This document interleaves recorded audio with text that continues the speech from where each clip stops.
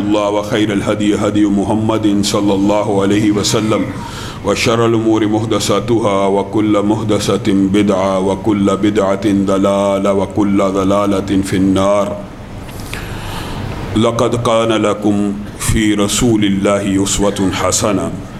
تمام قسم کی تعریفات اور حمد و ثناء اللہ مالک الملک کے لیے ہے، جو تمام کائنات کے خالق، مالک اور رازق ہیں، جو اپنے بندوں پر بے شمار انعامات کرنے والے ہیں، جو ہمیشہ سے ہیں اور ہمیشہ ہی رہیں گے، نہ جن کی ذات میں کوئی شریک ہے، نہ جن کی صفات میں کوئی شریک ہے۔ حمد و ثناء کے بعد لاکھوں کروڑوں درود و سلام ہوں اس ہستی اقدس و مقدس پر کہ جن کا نام نامی اور اسم گرامی حضرت محمد الرسول اللہ صلی اللہ علیہ وآلہ وسلم ہے، جنہیں تمام کائنات کا ہادی، رہنما، مقتدا، پیشوا، رہبر، امام بنا کر بھیجا گیا، اور جن کے قلب اطہر پر اللہ رب العزت نے اپنی آخری کتاب حمید کو نازل فرمایا۔ حمد و ثناء اور درود و سلام کے بعد لاکھوں رحمتیں ہوں آپ کے صحابہ پر، امت کے ادیبوں پر، امت کے محدثین، مبلغین، مصنفین پر کہ جن کی وجہ سے اسلام ٹھیک اور مکمل حالت میں ہم تک پہنچا۔ معزز سامعین گرامی قدر، تربیت اولاد کے حوالے سے ہم یہاں پر پہنچے تھے کہ تربیت اولاد ہی نہیں، زندگی کے ہر گوشے میں رسول اللہ صلی اللہ علیہ وسلم کی زندگی ہمارے لیے نمونہ ہے۔ ان کے حکم کی علت معلوم ہو جائے تب بھی نمونہ، علت معلوم نہ ہو تب بھی نمونہ۔ بچوں کی تربیت کے اندر ایک حدیث ایسی بھی ہے جو حلیے کے اعتبار سے ہے، وہ یہ ہے کہ نبی کریم صلی اللہ علیہ وسلم نے ارشاد فرمایا، اپنے بچوں کی جو کٹنگ ہے وہ قضا ٹائپ کی نہ ہو۔ کیا مطلب؟ ایسی کٹنگ نہ ہو کہ سر کے ایک حصے پہ بال ہیں اور دوسرے حصے سے سر ظاہر ہو رہا ہے۔ بالعموم جو فوجی کٹنگ ہمارے ہاں چلتی ہے اس کے اندر تو سر نظر نہیں آتا، لیکن ایسی ہر کٹنگ جس کو پیالہ کٹنگ، بیبی کٹ یا ایسے کٹ کہا جاتا ہے، ان کے اندر سر کا کوئی حصہ نظر آتا ہے، ایک حصہ گنجا نظر آئے اور ایک حصے پہ بال نظر آئیں۔ اسلام میں یہ کٹنگ بچوں کی کروانی منع ہے۔ اب کوئی بندہ وہی بات جو پچھلے خطبے میں آپ کے سامنے رکھی، اس میں کیا علت ہو سکتی ہے، اس میں کیا حکمت ہے؟ حکمت اللہ جانتا ہے، حکمت رسول اللہ صلی اللہ علیہ وسلم جانتے ہیں۔ کوئی بھی حکم حکمت سے خالی نہیں ہے، لیکن حکم کا مطلب کیا ہے؟ جب کہہ دیا تو ماننا ہے، جب کہہ دیا تو ماننا۔ جب رسول اللہ صلی اللہ علیہ وسلم نے آپ کو تربیت اولاد کے حوالے سے کہہ دیا آپ نے نیک رشتہ تلاش کرنا ہے، نیک رشتہ تلاش کرنا ہے، نسب کو بھی دیکھا جاتا ہے، مال کو بھی دیکھا جاتا ہے، لیکن رشتہ طے کرنے کے لیے نیکی کو معیار بنائیں۔ ان یکونوا فقراء یغنیہم اللہ من فضلی۔ اگر تو نیکی کی بنیاد کے اوپر کسی لڑکے کو اپنی بیٹی یا بہن کے لیے پسند کرتا ہے، صرف نیکی کی بنیاد پہ، اللہ کا بھی قرآن پاک میں وعدہ ہے، ان یکونوا فقراء، اگر وہ فقیر ہوں گے نا، تو نے صرف اس بنیاد پہ شادی کی کہ اس کا دین اچھا ہے، اللہ تعالیٰ اپنے فضل سے اسے غنی کر دے گا۔ اور میرے ذہن میں عبد الرحمن ابن عوف کا واقعہ آ گیا۔ نیک نیتی اور نیکی کی بنیاد پہ اللہ کی قسم شادیاں صحابہ نے کی ہیں، رسول اللہ صلی اللہ علیہ وسلم نے بھی نیکی ہی کی بنیاد پر اپنی بیٹی کی شادی کی ہے حضرت علی سے۔ عبد الرحمن ابن عوف اپنی بہن کا رشتہ ڈھونڈ رہے، میں اور آپ بھی آج رشتوں کی وجہ سے پریشان ہیں، لیکن ہمیں مال بھی چاہیے، ہمیں بچے کا کیریئر بھی چاہیے، ہمیں کیریئر ہی چاہیے، ہمیں پیسہ دولت چاہیے، اچھا کمانے والا چاہیے، کریکٹر نہیں چاہیے۔ جب کریکٹر نہیں چاہیے ہوتا تو شادی کے بعد بیٹی تکلیف اور آزمائش میں یا بہن تکلیف اور آزمائش میں ہے تو اپنے گریبان کو پکڑ، لوگوں سے شکوہ مت کر۔ تجھے چاہیے ہی پیسہ تھا، تجھے چاہیے ہی کیریئر تھا، تجھے کریکٹر ریکوائرڈ ہی نہیں تھا، تو نے خود کریکٹر کو پیچھے رکھا، بھگت لے۔ عبد الرحمن ابن عوف، اگر دور حاضر میں ان کی مثال کسی سے دی جائے تو کس سے دی جا سکتی ہے؟ بڑے سے بڑا کوئی بندہ آپ سوچ لیں عصر حاضر کے اندر جس کو آپ بہت بڑا امیر سمجھتے ہو، ملک ریاض ہو، منشا ہو، جس کو جو تصور کریں آپ کی نظر میں سب سے بڑا امیر ہے، عبد الرحمن ابن عوف اس سے بھی زیادہ امیر تھے اس دور میں، اس سے بھی زیادہ امیر تھے اس دور میں۔ اپنی بہن کا رشتہ تلاش کرتے ہیں، تلاش کرتے کرتے نظر انتخاب پڑی تو کس پہ پڑی؟ کہا سیدنا بلال میں اپنی بہن کی شادی کرنا چاہتا ہوں اور آپ سے بہتر رشتہ مجھے کوئی نہیں ملتا۔ کون بلال؟ پستہ قامت، کالی رنگت، چپٹی ناک، یہ نیک نیتی کی اوپر کیے گئے رشتے، یہ ایک لمبا چوڑا طویل موضوع ہے، انشاءاللہ کبھی وقت آیا اس کے بارے میں بھی گفتگو کریں گے۔ لیکن میں اور آپ اپنے اولاد کا، چاہے بیٹی کا رشتہ ہو چاہے بیٹے کا رشتہ ہو، دیکھتے ہیں نیکی کو؟ نہیں دیکھتے۔ رسول اللہ صلی اللہ علیہ وسلم کی ہر بات، ہر حدیث، ہر کول پسے پشت ڈال کے ہم سمجھتے ہیں ہماری زندگی جنت بن جائے، ہماری زندگی خوشگوار بن جائے۔ نہیں بن سکتی۔ اللہ کی قسم، مناسب خوشگوار زندگی ہی مسلمان کا ٹارگٹ ہوتا ہے، یہ نہیں۔ مسلمان کے لیے یہ دنیا کی خوشی ٹھیک ہے، ہونی چاہیے، لیکن یہ الٹیمیٹ ٹارگٹ نہیں ہے۔ الٹیمیٹ ٹارگٹ آخرت کی خوشی ہے، آخرت کی زندگی ہے۔ لیکن اگر دنیا میں بھی مناسب خوشی کی زندگی گزارنا چاہتے ہو، ویسے ملے گی جیسے رسول اللہ نے کہا، ان کے قول کے اوپر، ان کی حدیث کے اوپر عمل کر لو، گارنٹی اللہ کی طرف سے ہے خوشگوار زندگی کی۔ میں آپ کے سامنے گزشتہ خطبے میں بھی یہ بات رکھ چکا ہوں کہ حرف آخر، قول فیصل رسول اللہ صلی اللہ علیہ وسلم کا فرمان ہوتا ہے۔ اختلاف کا ہو جانا، اختلاف ہو گیا ایک کسی مسئلے پہ، یہ کوئی بڑی بات نہیں ہے، لیکن اختلاف ہو جانے کے بعد فَإِن تَنَازَعْتُمْ فِي شَيْءٍ، اگر ہو گیا اختلاف تو کس کی طرف پلٹا جائے گا؟ دو گروہوں میں، دو فریقین میں، آپ ایک بات کو دین کہتے ہیں، میں اس کو خلاف دین کہتا ہوں، کیسے فیصلہ ہوگا؟ فَرُدُّوهُ إِلَى اللَّهِ وَالرَّسُولِ، اللہ اور اس کے رسول کی طرف لٹا دیجئے۔ ذہن کے اندر کوئی اشکال، وہم، وسوسہ آ جائے، آپ اگر اس کو لٹا دیں گے اللہ اور رسول کی طرف تو بات ختم۔ آج میں اپنے بریلوی اور دیوبندی بھائیوں سے بھی کہنا چاہتا ہوں، انہوں نے نبی محترم صلی اللہ علیہ وسلم کو چھوڑ کر غیر نبی کے اقوال کو حجت بنایا، غیر نبی کے اقوال کو، افعال کو، تقریر کو، نشست کو، برخاست کو حجت قرار دے دیا، اور ہمارے پہ الزام یہ لگا دیا گیا یہ تو صحابہ کی بات کے قائل نہیں ہیں، یہ صحابہ کے قول کو حجت نہیں مانتے، یہ صحابہ کے عمل کو دلیل نہیں مانتے۔ آئیے آپ کے سامنے مسجد النبوی کا ایک حال رکھتا ہوں تاکہ میرا اور آپ کا، میرے دیوبندی بریلوی بھائی بھی غور کریں، ہمارا آپ کا اختلاف کیا ہے، کس چیز کا تانا؟ آئیے دلیل کے میدان میں بات کیجئے، بات اگر آپ کو سمجھ آ جائے تو اس بات کی طرف آ جائیے۔ مسجد النبوی کے اندر عبداللہ ابن عباس بیٹھے ہیں، صحابہ کے مابین اختلاف ہو گیا، صحابہ کے مابین اختلاف ہو گیا۔ یہ جو جملہ میں کہہ رہا ہوں یہیں سے اپنی اصلاح شروع کر دیجئے۔ صحابہ کے مابین اختلاف ہونا اس بات کی دلیل ہے کہ صحابہ ایک دوسرے کو حجت نہیں تھے مانتے۔ اگر ایک دوسرے کے قول کو حجت مانتے ہوتے، اختلاف کیسا؟ اختلاف کس بات پہ ہوا؟ صحابہ کے دو گروہ ہیں، کہاں پہ ہیں؟ مسجد النبوی کے اندر۔ کس کے سامنے؟ فقیہ شہر کے سامنے۔ کس کے سامنے؟ مفتی دوران عبداللہ ابن عباس کے سامنے۔ اختلاف کیا ہو گیا؟ صحابہ کے ایک گروہ نے کہا عصر کے بعد نفل نماز پڑھنا جائز ہے، صحابہ کے دوسرے گروہ نے کہا عصر کے بعد نفل نماز جائز نہیں ہے۔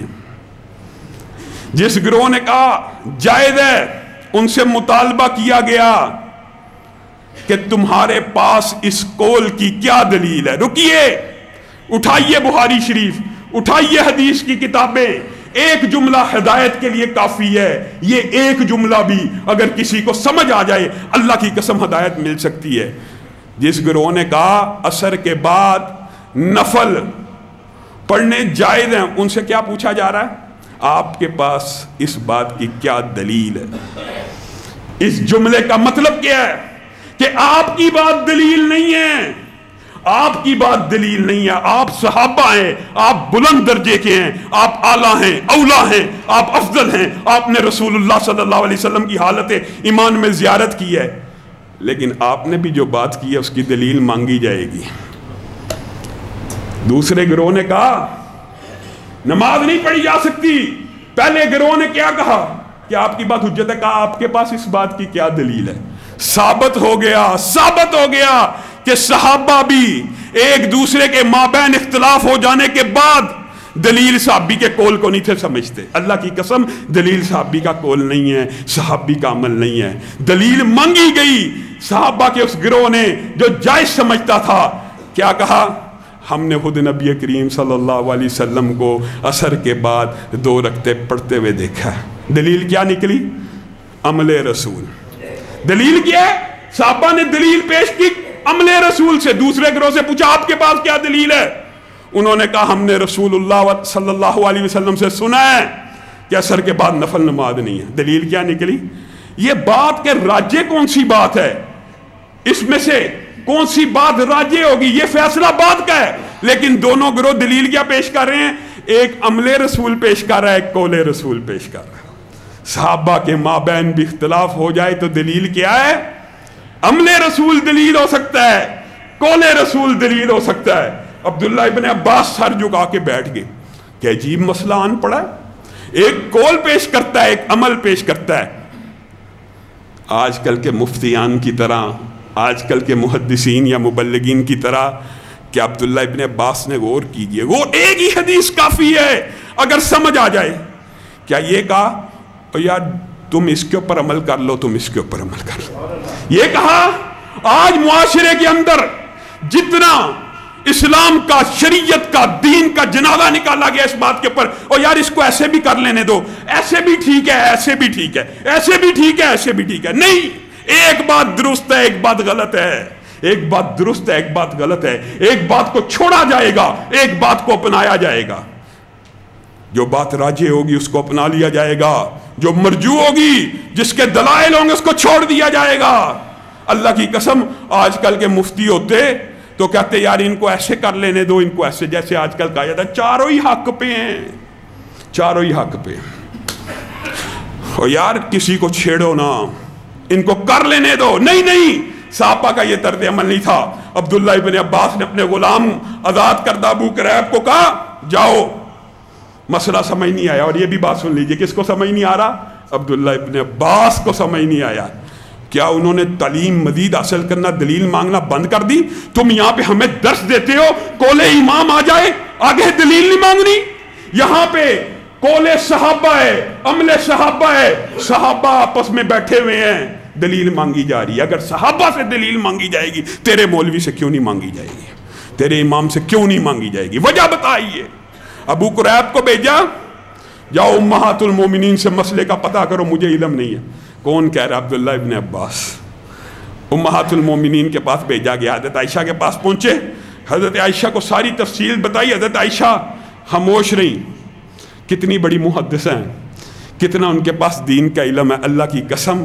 لیکن ضروری نہیں ہوتا میرے بھائیوں, یہ نقطہ بھی سمجھنے کا ہے, ضروری نہیں ہے کہ ہر مسئلہ, ہر حدیث ہر عالم کے پاس موجود ہو. ٹھوکر لگ سکتی ہے, خطا لگ سکتی ہے, معلومات کی کمی ہو سکتی ہے. امی عائشہ کہتی ہیں میں نے سارا مسئلہ سن لیا ہے, میں نے خوب غور و فکر کر لیا, مجھے سمجھ نہیں آئی, لیکن میں تمہیں کہتی ہوں ام سلمہ کے پاس جاؤ, شاید اس کے پاس اس مسئلے کا حل موجود ہو. اعتراف کر لیا, نہیں پتا. کسی مسئلے کا علم نہ ہونا یہ کم علمی کی دلیل نہیں ہے. ام سلمہ کے پاس ابو قریب گئے, ساری داستان رکھی. ام سلمہ مسکرانا شروع ہو گئی. کہا ہاں رسول اللہ صلی اللہ علیہ وسلم میرے حجرے میں تھے, انہوں نے عصر کے بعد 2 رکعت پڑھی, اور یہ ان کا معمول تھا, وہ عصر کے بعد 2 رکعت پڑھا کرتے تھے. میں نے نبی کریم صلی اللہ علیہ وسلم سے پوچھا, ام سلمہ کہتی ہے میں نے پوچھا آپ تو لوگوں کو منع کرتے ہیں عصر کے بعد نوافل پڑھنے سے, آپ خود پڑھتے ہیں, یہ کیا مسئلہ ہے؟ تو نبی کریم صلی اللہ علیہ وسلم نے کہا ایک دن ایسا ہوا تھا, کوئی کیس آ گیا میرے پاس, میں نے ظہر کے بعد 2 رکعت نہیں تھی پڑھی, میں نے ظہر کے بعد 2 رکعت نہیں تھی پڑھی. معاملہ لمبا چلتا گیا, عصر کی نماز ہو گئی, میری وہ 2 رکعتیں رہ گئیں. اب میں گھر آیا تو میں نے کہا میں ان کی قضا کو ادا کروں. میں نے وہ 2 رکعتوں کو ادا کیا, اور میں محمد صلی اللہ علیہ وسلم کی عادت ہے میں جس نیکی کے کام کو شروع کر دیتا ہوں, اللہ اکبر, میں محمد صلی اللہ علیہ وسلم کی عادت ہے میں جس نیکی کے کام کو شروع کر دیتا ہوں پھر میں کوشش کرتا ہوں مرتے دم تک اس کو قائم رکھوں. ایک دن تو 2 رکعت قضا ہوئی تھی, لیکن جب اس وقت میں اللہ کے سامنے سجدہ کر لیا تو میں نے ارادہ کیا اب ساری زندگی یہ 2 رکعت پڑھا کروں گا۔ ام سلمہ نے کہا اگر کسی دن ہماری ظہر کی 2 رکعتیں رہ جائیں کیا ہم بھی پڑھ لیا کریں عصر کے بعد؟ نبی کریم صلی اللہ علیہ وسلم نے کہا نہیں، ہرگز نہیں، یہ میں محمد صلی اللہ علیہ وسلم کا حادثہ ہے۔ ابو قریب سارا مسئلہ سمجھ کے واپس آ رہے ہیں۔ ابو قریب کون ہے؟ ایک غلام ہے۔ کون؟ آزاد کردہ۔ کون انتظار کر رہا ہے؟ صحابہ کی 2 عظیم جماعتیں ایک غلام کا انتظار کر رہی ہیں۔ کس وجہ سے؟ غلام کی قدر و منزلت کی وجہ سے نہیں، غلام جو علم لے کے آ رہا ہے اس کا انتظار ہو رہا ہے، غلام جو حدیث لے کے آ رہا ہے اس کا انتظار ہو رہا ہے۔ اللہ کی قسم صحابہ ایک غلام کے انتظار میں بیٹھے، آ کے کیا مسئلہ بیان کرتا ہے۔ ابو قریب آئے، ساری سٹوری سنائی اور کہا ام سلمہ نے یہ فیصلہ لاگو کر دیا ہے کہ یہ رسول اللہ صلی اللہ علیہ وسلم کا حادثہ تھا، آپ سے پوچھ لیا گیا ہے، اس لیے عصر کے بعد 2 رکعتیں نفل نہیں ہو سکتی۔ جو صحابہ تھے ضد پہ اڑ گئے، کہا نہیں نہیں، ادھر فرمان رسول سنا کس سے؟ ایک غلام سے سنا۔ لوگوں، ایک غلام سے حدیث رسول ایک بچہ لے کے آ جائے، ایک ان پڑھ لے کے آ جائے، ایک عالم لے کے آ جائے، ایک جاہل لے کے آ جائے، صحابہ کے طریقے کو اپنا لو۔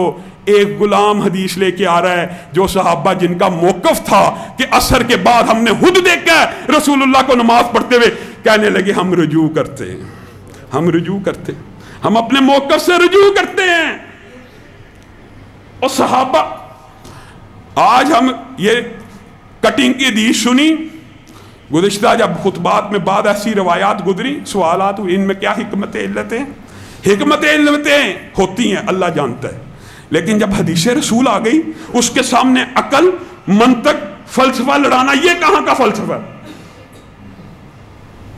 کعب بن مالک ایک بندے کو مسجد النبی کے بعد گریبان سے پکڑے کھڑے اور کہہ رہے ہیں آج میں نے تجھے نہیں چھوڑنا، آج تو بڑے عرصے کے بعد قابو آیا، تو بڑا ظالم بندہ ہے، میرا قرض ادا نہیں کرتا، میرے سے قرض لیا چند دنوں کی مہلت کے اوپر، اب تو مجھے پیسے نہیں دے رہا، حتی ارتفعت اصواتہما، یہاں تک کہ ان دونوں کی لڑائی جھگڑے کی آوازیں بلند ہونا شروع ہو گئی، بلند ہونا شروع ہو گئی۔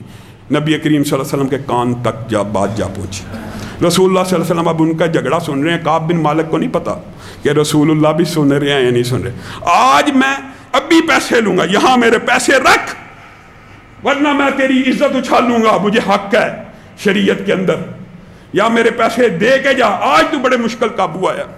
رسول اللہ صلی اللہ علیہ وسلم کعب بن مالک کی ساری گفتگو سن رہے ہیں، اندر سے آواز دیتے ہیں، کعب، اندر سے، کعب اس کا آدھا قرضہ معاف کر دے، یہ مجھے غریب بندہ محسوس ہوتا۔ کعب بن مالک ابھی پتہ نہیں ہے رسول اللہ سن رہے ہیں، نہیں، صرف آواز آئی ہے کعب لبیک یا رسول اللہ، کیا کہتے ہیں؟ کہا آدھا قرضہ معاف کر دیجئے، کہا قد فعلت یا رسول اللہ، اللہ کے رسول آپ نے زبان سے کہہ دیا، میں نے معاف کر دیا۔ یہ صحابہ ہے، حدیث سنیے، قول سنیں، حکم سنیں، اڑ گئے۔ بتائیے پیسے سے زیادہ سخت معاملہ کیا آج عصر حاضر میں؟ اللہ کی قسم ہر بات مان لی جاتی ہے، پیسے کی نہیں مانی جاتی، پیسے کی نہیں مانی جاتی۔ اور صحابہ کیا ہے، ابھی کان سے آواز آئی، پتہ نہیں کتنا قرضہ ہے، آدھا معاف کر دیجئے، قد فعلت یا رسول اللہ، معاف کر دیا ہے اللہ کے رسول، جو آپ کا حکم، سر آنکھوں پر، سر تسلیم خم۔ اور صحابہ نبی کریم صلی اللہ علیہ وسلم کی خدمت گزاری اطاعت کے اندر ان کی زندگی کے واقعات پہلے بھی آپ کے سامنے رکھ چکا، لیکن ان کی زندگی، یہ بات کرنا کہ صحابہ دین کے محافظ ہیں، درست، صحابہ امانت دار ہیں، روایات کے امین ہیں، درست، لیکن کیا قول صحابی حجت ہے؟ نہیں ہے۔ اس بات کو بڑا تلخ سمجھا جاتا ہے، اور یہ تو صحابی نہیں، یہ تو تبع تابعین کے بعد کے ائمہ کے اقوال کو بھی حجت سمجھتے ہیں، ان کے لیے تو یہ بات تلخ ہوگی۔ اور صحابہ نبی کریم صلی اللہ علیہ وسلم کی اطاعت، محبت، اور یہ بھی بڑی عجیب بات ہے، محبت کا دعویٰ ہے، محبت بہت ہے معاشرے میں، بہت محبت ہے، دعویٰ محبت کا حکم آ جائے دماغ گھوم جاتا ہے، ان کا بھی حکم نہیں ماننا، حدیث نہیں ماننی، کول نہیں ماننا، کہنا محبت ہمیں سب سے زیادہ، جھوٹ ہے یہ، محبت نہیں ہے یہ، جھوٹ ہے۔ کہا جائے مجھے محبت ہے، اور جب حکم رسول آ جائے، قوم رسول آ جائے، پھر جاتے ہیں، الٹے قدم پھر جاتے ہیں۔ اور دعویٰ رسول اللہ صلی اللہ علیہ وسلم سے محبت کا، محبت کس کو کہتے ہیں؟ اطاعت کس کو کہتے ہیں؟ حضرت ربیہ ارادہ کیا، رسول اللہ صلی اللہ علیہ وسلم رات کو قضائے حاجت کے لیے جاتے ہیں کبھی کبھی، تو میں لوٹا لے کر ان کے پانی کا انتظام کروں گا۔ کئی دن ان کے گھر کے باہر بیٹھے رہے، رسول اللہ نہ آئے، بشری تقاضے میں کبھی رات کو اٹھ کے جانا پڑ جاتا ہے، کبھی نہیں جانا پڑتا۔ ایک دن رسول اللہ باہر آگے، ربیہ آگے بڑھے پانی دینے کے لیے، وضو کروایا، سارا معاملہ قضائے حاجت سے فارغ ہوئے۔ رسول اللہ نے کہا کتنے دن سے یہ کام کر رہے ہو؟ کہا اللہ کے رسول بہت دن ہو گئے، گنتی بھی یاد نہیں، بس یہی خواہش تھی آپ باہر نکلیں، آپ کی خدمت میں پیش ہو جاؤں۔ رسول اللہ صلی اللہ علیہ وسلم نے بھی اس وقت کیا الفاظ کے، سل تؤتا، ربیہ مانگ، آج جو مانگتا میں محمد صلی اللہ علیہ وسلم تجھے اللہ سے لے کے دوں گا۔ صحابی نے کیا مانگا؟ کیا میری اور آپ کی طرح تھا؟ دنیا کی ساری دولت مانگ لیتا؟ کچھ مانگ لیتے؟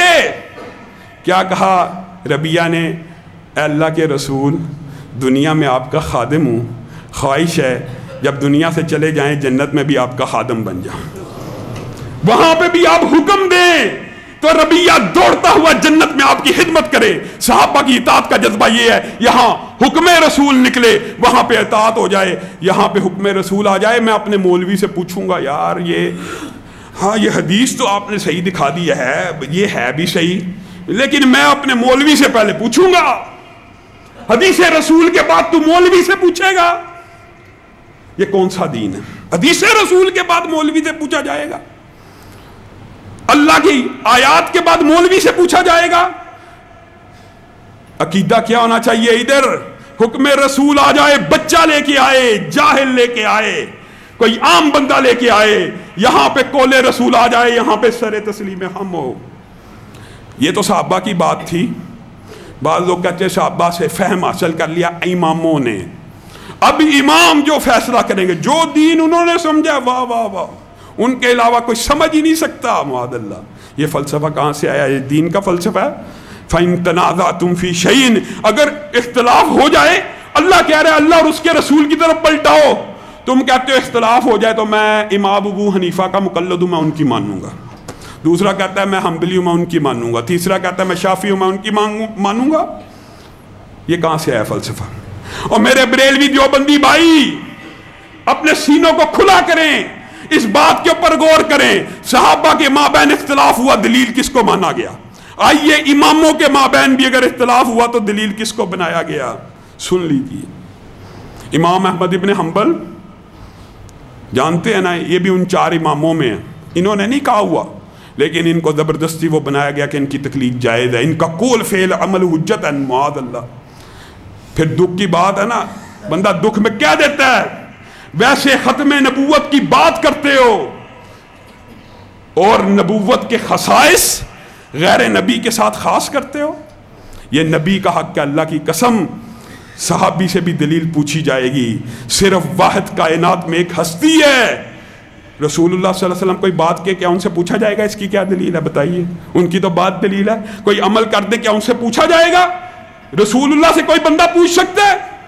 باقی ہر ہستی سے، ہر ذات سے دلیل پوچھی جائے گی، ایک ہی ہستی ہے جس کی ہر بات دلیل ہے، وہ محمد الرسول اللہ صلی اللہ علیہ وسلم ہے۔ امام احمد ابن حنبل نے اپنے استاد اسحاق بن راہوے کو پکڑا، کہا استاد جی آج آپ کو لے کے جانا ہے ایسے امام کے پاس جو روئے زمین میں حدیث کا سب سے بڑا عالم ہے۔ امام اسحاق ابن راہوے بہت بڑے محدث ہیں، اگر ان تینوں اماموں کا تذکرہ علیحدہ علیحدہ کیا جائے تو ان کی سیرت کے اندر بہت سی پہلو ہیں، انشاءاللہ کبھی وقت آیا اتنے بڑے ائمہ کے حالات زندگی کا بھی تذکرہ کیا جائے گا۔ امام احمد ابن حنبل اپنے استاد کو کہتے ہیں میں نے آج آپ کو لے کے چلنا ہے اس صدی میں، میری نظر میں جو سب سے بڑا حدیث کا عالم ہے اس کے پاس لے کے چلنا ہے۔ اسحاق بن راہوے مسکرانا شروع ہو جائے، شاگرد ہے، لائق ہے، فائق ہے، ذہین ہے، کہا احمد ابن حنبل لے چل۔ وہ ایک سادہ سے آدمی کے پاس لے کے چلے گئے. ایک سادہ سا آدمی کھڑا ہے, امام اسحاق بن راہویہ کہتے ہیں بالکل سادہ کپڑے, سادہ حلیہ. اچانک مجھے کہتے ہیں پتہ ہے آپ کس کے ساتھ کھڑے ہیں؟ میں نے کہا کس کے ساتھ کھڑے؟ کہا امام شافعی کے ساتھ کھڑے ہیں. امام احمد ابن حنبل کے استاد امام شافعی بھی ہیں, اسحاق بن راہویہ بھی ہیں. کہا میں نے حدیث کا فقہ آپ سے بھی پڑھی, حدیث آپ سے بھی پڑھی, لیکن حدیث کا اس سے بڑا عالم اس دھرتی کے اوپر میرے علم میں نہیں ہے. امام شافعی کے بارے میں مخاطب ہو کہتے ہیں اب اسحاق بن راہویہ, انہوں نے کہا محدث دوراں کھڑا ہے, کیوں نہ کوئی علمی فائدہ حاصل کیا جائے. پہلی میٹنگ ہے, پہلی ملاقات ہے, ملاقات ہو گئی, سوال شروع ہو گئے, جواب شروع ہو گئے. علم حاصل کرنا, چاہے وہ بھی استاد تھے, انہوں نے امام شافعی کے بارے میں سنا تھا, دیکھا نہیں تھا, آج دیکھ بھی لیا. دباغت کے حوالے سے بات شروع ہو گئی. مردہ جانور, اس کا حکم اور اس کی کھال کے استعمال کے بارے میں بات شروع ہو گئی. آپ نے امام شافعی سے پوچھا کہ آپ کا اس بارے میں کیا خیال ہے کہ کوئی مردار ہو جائے, جانور ذبح نہ کیا ہو, مر جائے, دم گھٹنے سے مر گیا, زخم سے مر گیا, ذبح سے پہلے مر گیا, آپ کی اس بارے میں کیا رائے ہے؟ امام شافعی نے کہا میری رائے یہ ہے کہ اس کی کھال کو دباغت سے پاک کر لیا جائے. دباغت کہتے ہیں چمڑے کو رنگنا اور اس کے اوپر سے آلودگی, گوشت, چربی وغیرہ کو پاک کر دینا. جو ہر علاقے میں اپنا طریقہ ہوتا ہے, پاکستان کے اندر بھی جو کھالیں ہوتی ہیں ان کو نمک وغیرہ لگا کے صاف کیا جاتا ہے, یہ ایک دباغت اس کو کہتے ہیں. آپ کی اس بارے میں کیا رائے ہے؟ کہا مردار کا جو چمڑا ہے اس کو استعمال کرنا میری نظر میں جائز ہے. اب پہلی ملاقات ہے, اتنا بڑا امام ہے, دوسرا امام بھی چھوٹا نہیں, لیکن کیا وہ احترام میں چپ ہو گیا؟ کیا وہ خاموش ہو گیا؟ کیا اس نے کہا ٹھیک ہے یار بہت بڑا امام ہے, فی الوقت اس کی سن لی جائے, بعد میں اپنا مسئلہ بیان کر لیا جائے؟ امام اسحاق بن راہویہ کا موقف اس سے برعکس تھا. وہ مردار کی کھال کا استعمال بھی جائز نہیں تھے سمجھتے. فوراً کیا کہا امام شافعی؟ یہ کہا کہ امام شافعی آپ کا قول حجت ہے, میں اپنی بات سے رجوع کرتا ہوں. کہا آپ نے یہ جو بات کی ہے اس کی آپ کے پاس کیا دلیل ہے؟ رکیے, اگر صحابہ میں اختلاف ہو جائے وہ ایک دوسرے سے کیا کہتے ہیں دلیل دیجئے. اماموں میں اختلاف ہو گیا, کتنے بڑے امام, امام احمد ابن حنبل, اسحاق بن راہویہ اور امام شافعی. کیا امام شافعی کے قول کو شاگردوں نے حجت مان لیا؟ کیا اسحاق بن راہویہ نے حجت مانا؟ کہا نہیں. بتائیے اس بات کی, یہ جو آپ نے فتویٰ جاری کیا, پہلی ملاقات ہے, احترام میں. آج کل کہا جاتا ہے احترام میں کسی کی مسجد چلے جاؤ, کوئی عالم آ جائے, جس طرح وہ عالم پڑھتا ہے اس طرح پڑھ لیا جائے. یہ سارے فلسفے باطل ہیں. پہلی ملاقات میں پوچھا جا رہا ہے آپ کے پاس اس بات کی کیا دلیل ہے؟ امام شافعی مسکرانا شروع ہو گئے, پتہ لگ گیا یہ سوال کرنے والا, اب بندہ کہتا ہے تو ان کو تکلیف ہوتی, کوئی جاہل نہیں ہے. اور اللہ معاف کرے, بات طلح ہے, لوگوں کو چپ جاتی ہے. تقلید کی شرط خود لکھی ہے کہ تقلید کے لیے لازم ہے بندہ جاہل ہو, نعوذ باللہ, یعنی تقلید کے لیے لازم ہے بندہ جاہل ہو. یہاں پہ امام شافعی مسکرانا شروع ہو گیا, پتہ چل گیا بندہ مقلد نہیں ہے, بندہ دلیل مانگتا ہے. کہا نبی کریم صلی اللہ علیہ وسلم اپنے صحابہ کے ساتھ تھے, ایک بکری پڑی ہوئی تھی تو وہ مردار ہو چکی تھی. نبی کریم نے کہا تھا کیوں نہیں اس کی کھال کو دباغت سے پاک کر کے استعمال کر لیتے؟ دلیل آ گئی. دلیل کیا پیش کی گئی؟ عمل رسول کو دلیل پیش کر دیا گیا. اب امام شافعی سمجھ گئے کہ اسحاق بن راہویہ کا موقف میرے سے مختلف ہے جو مجھ سے سوال جواب کر رہا ہے. اسحاق بن راہویہ سے کہا آپ کا کیا موقف ہے؟ کہا میرا موقف ہے مردار کی کھال کو استعمال نہیں کیا جا سکتا. آپ کے پاس اس بات کی دلیل کیا ہے؟ کہا رسول اللہ صلی اللہ علیہ وسلم نے وفات سے کچھ عرصہ قبل کہہ دیا تھا کہ مردار کی کھال کو استعمال مت کیا جائے, اس کے گوشت کو, اس کی کسی چیز کو. امام شافعی مسکرانا شروع ہو جائے. فیصلہ بعد میں ہوگا کہ راجے کیا مرجو کیا, یہ فیصلہ بعد کا, لیکن دونوں سے دلیل مانگی گئی. ایک نے قول کی دلیل پیش کی, ایک نے عمل کی دلیل پیش کی, جو اس بات کا بین ثبوت ہے. صحابہ بھی دلیل اگر مانتے تھے قول رسول, امر رسول کو مانتے تھے, اور اگر ائمہ بھی دلیل مانتے تھے تو قول رسول اور امر رسول کو مانتے تھے. صرف دونوں نے اپنے اپنی بات کی دلیل پیش کر دی. امام شافعی مسکرانا شروع ہو گئے. کہا اسحاق بن راہویہ آپ نے جو حدیث پیش کیا درست ہے، لیکن یہ مطلق ہے. مردار کی دو قسمیں ہیں. مردار شیر، چیتا، گدھا. حرام جانور بھی ہو سکتا مردار، حلال جانور بھی ہو سکتا مردار. آپ نے جو قول پیش کیا وہ عام ہے، اس کے اندر مردار آ رہا ہے، حرام مردار، حلال مردار ظاہر ہو رہا ہے. لیکن یہ جو میں آپ کو مثال پیش کر رہا ہوں یہ مقید ہے، خاص ہے. یہاں پہ استثناء موجود ہے. رسول اللہ نے مردار کی کھال سے منع کیا اور خود بکری کی کھال کو استعمال کرنے کی اجازت دی. یہاں سے ایک بات نکلتی ہے کہ حلال